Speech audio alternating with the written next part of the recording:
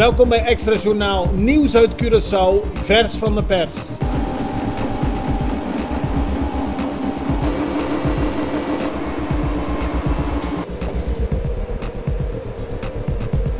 En dit is het nieuws van vandaag.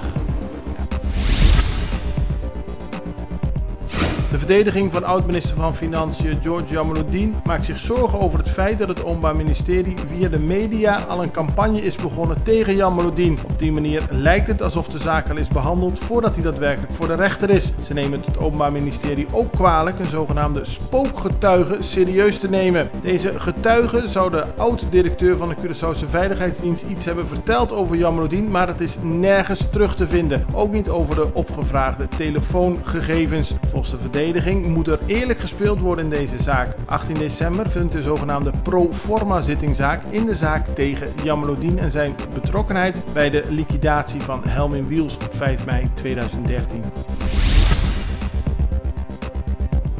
De leider van de MFK, Gerrit Schotte, heeft via zijn advocaat bezwaar aangetekend tegen het besluit om hem uit zijn functie van statenlid te zetten. Schotte zit zoals bekend sinds vorige week vast in de SDKK en is geen statenlid meer. Zijn advocaat Lizaima da Costa Gomes heeft echter bezwaar aangetekend tegen de wettelijke vervallenverklaring. Het is niet duidelijk hoe lang een dergelijke procedure duurt, maar tot die tijd kan er geen nieuw statenlid voor de MFK worden benoemd. Zoals bekend is het de beurt aan nummer 6 op de lijst, Junior Carolina, om in het parlement te gaan zitten. Maar Schotte heeft zijn voorkeur geuit voor nummer 7 op de lijst, Charretti Eduarda. Junior Carolina lijkt echter niet van plan zijn zetel op te geven.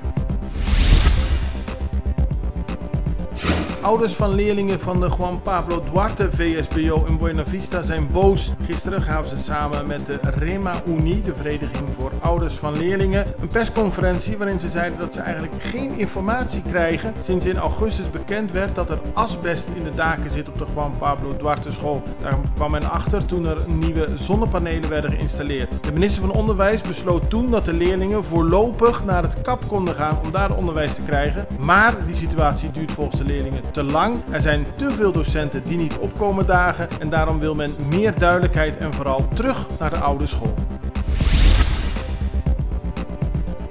Enkele leden van de revolutionaire krachten hebben vanochtend een manifestatie georganiseerd. De manifestatie was gisteren aangekondigd en men wil laten weten dat men het niet eens is met de in hun ogen ondemocratische wijze waarop de regering Ruggenaat wil handelen. Minister-president Ruggenaat kwam zelf naar de manifestanten toe vanochtend en kreeg daarbij een brief overhandigd. Die zal hij gaan bestuderen. De politie was flink aanwezig in Punda en had ook het verkeer voor een deel afgezet. Uiteindelijk was de manifestatie weinig bezocht.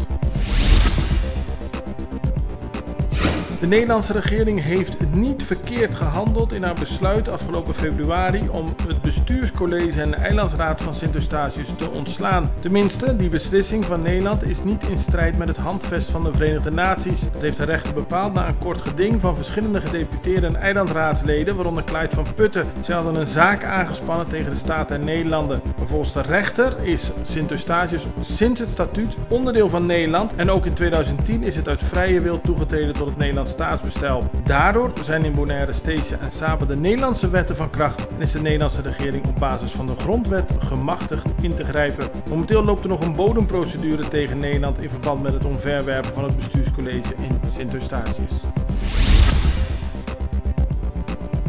Op Aruba is ophef ontstaan over een groep tour-operators. Deze mannen verhuren gemotoriseerde voertuigen aan toeristen voor de zogenaamde eilandtours. Tegelijkertijd werd gisteren ontdekt dat ze ook drugs aan de toeristen verkopen. Er is bij de mannen drugs in beslag genomen en ze zijn zelf gearresteerd.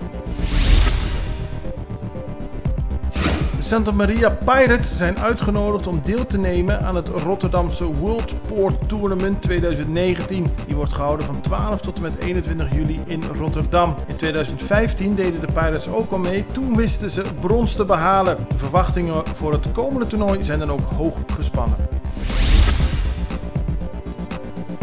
Bij een schietpartij in de Franse stad Straatsburg zijn 3 mensen omgekomen. Dat heeft de Franse minister van Binnenlandse Zaken gezegd. Nog 12 liggen er gewond in het ziekenhuis, van wie er 6 ernstig gewond zijn. De schutter is nog voortvluchtig en de autoriteiten gaan uit van een terroristische daad. De man zou het vuur hebben geopend in het stadscentrum. Daar raakten 2 mensen gewond. Daarna vluchtte de dader, waarbij nog meer werd geschoten. Na de schietpartij zou de vermoedelijke dader een taxichauffeur hebben verwond en beroofd, waarna hij er vandoor zou zijn gegaan met diens taxi. Volgens Franse media is er ook een schietpartij geweest tussen de man en de politie. Dit was het Extra Journaal met nieuws uit Curaçao in het Nederlands elke doordeweekse dag. Tot de volgende keer.